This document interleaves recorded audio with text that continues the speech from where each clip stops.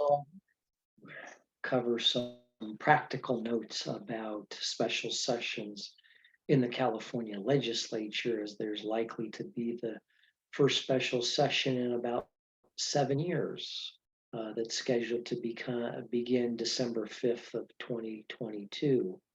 So there are a handful of practical items to keep in mind during special sessions.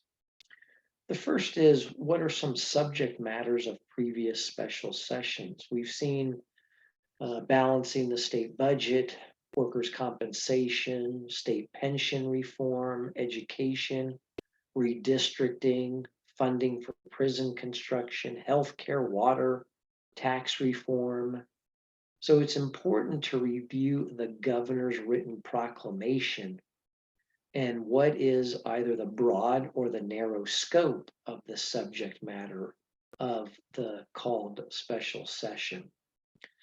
Will a special session run concurrently with the regular session or separately? Now, the one we anticipate beginning December the 5th, it is anticipated to run concurrently with the regular session, meaning that it's not likely to be conducted outside of the days and times that the Assembly and Senate are already meeting in regular session. However, if a special session results in the Assembly or Senate meeting in special session on days that are not held concurrently with the regular session, then additional per diem is required to be paid to Assembly members and senators for those additional non-regular session days.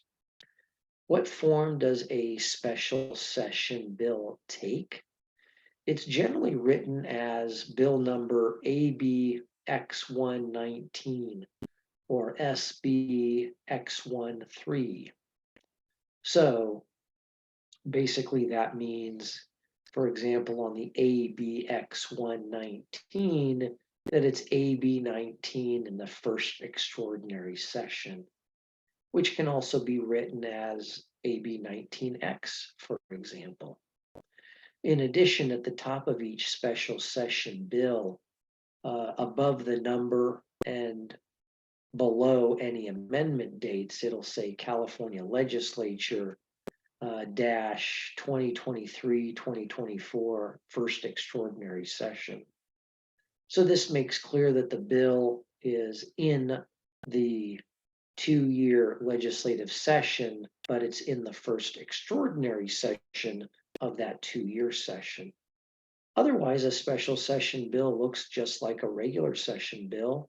And obviously, special session bills can just the same amend existing statutes, repeal existing statutes, or add new statutes, or obviously any combination of that for actions to the California codes.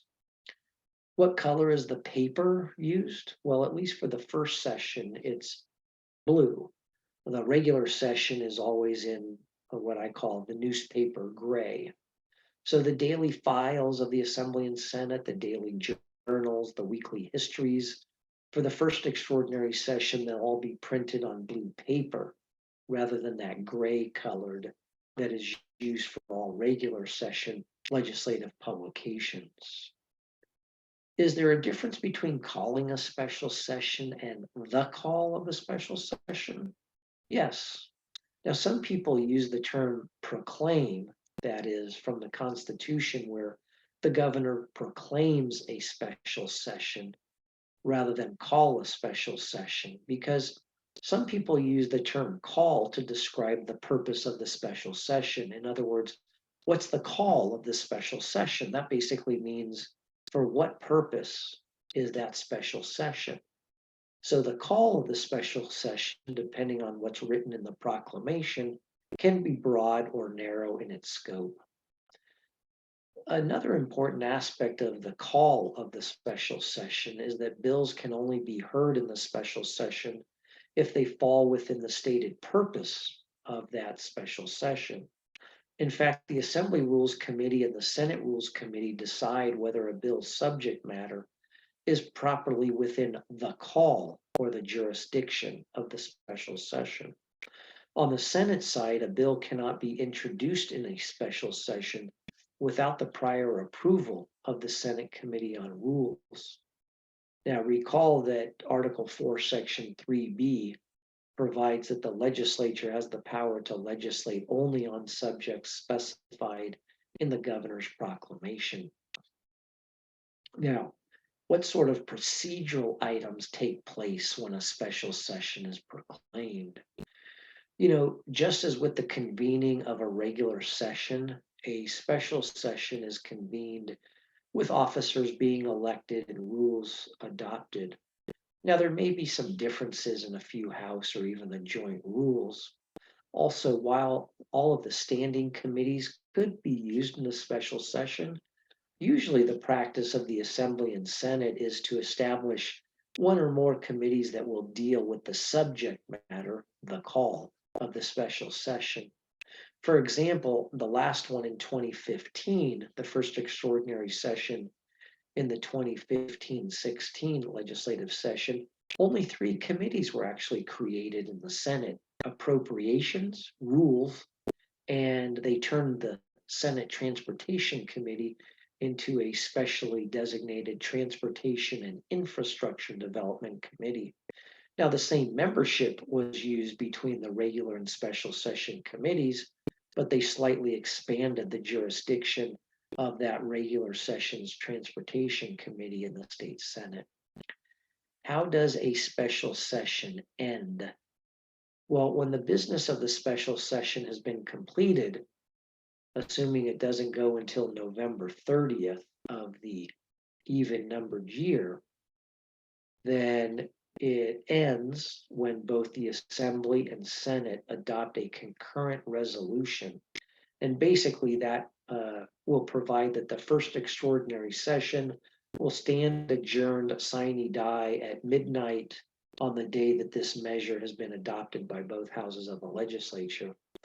Otherwise, when the legislature convenes sine die on November 30th of the even numbered year, the regular session and any pending special sessions all go goodbye.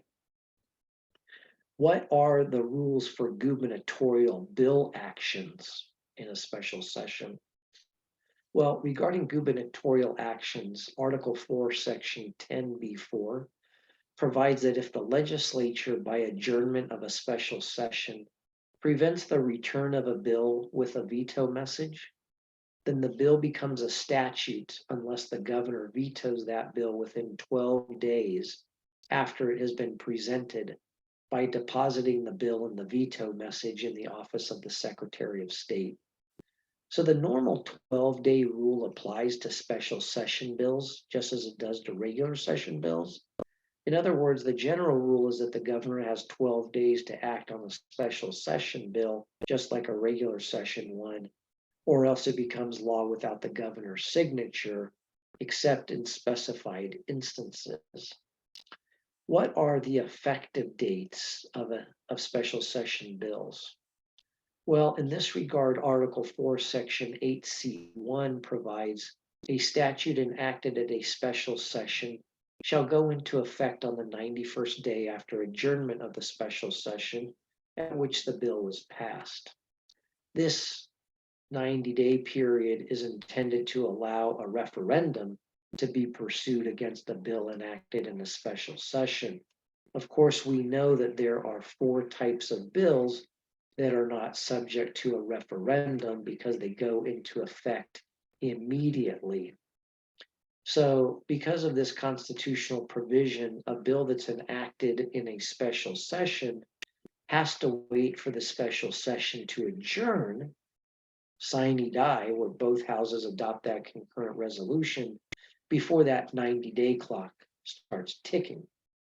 Now, that does not apply to a special session bill that contains an urgency clause, that is designated a tax levy by legislative council, or that calls an election, or that contains a budget appropriation.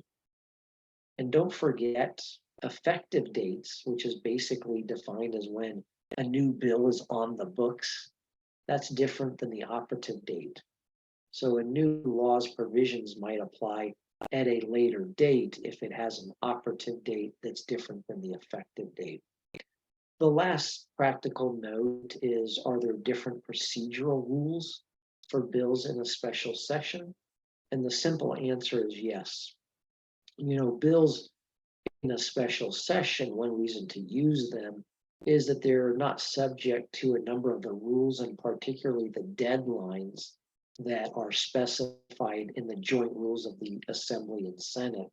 So this includes things like Joint Rule 61 deadlines, 62 deadlines, and the file notice requirements, such as the 4-day file notice. So those are some, but not all, of the practical notes that you should be aware of when a special session is occurring in the California legislature.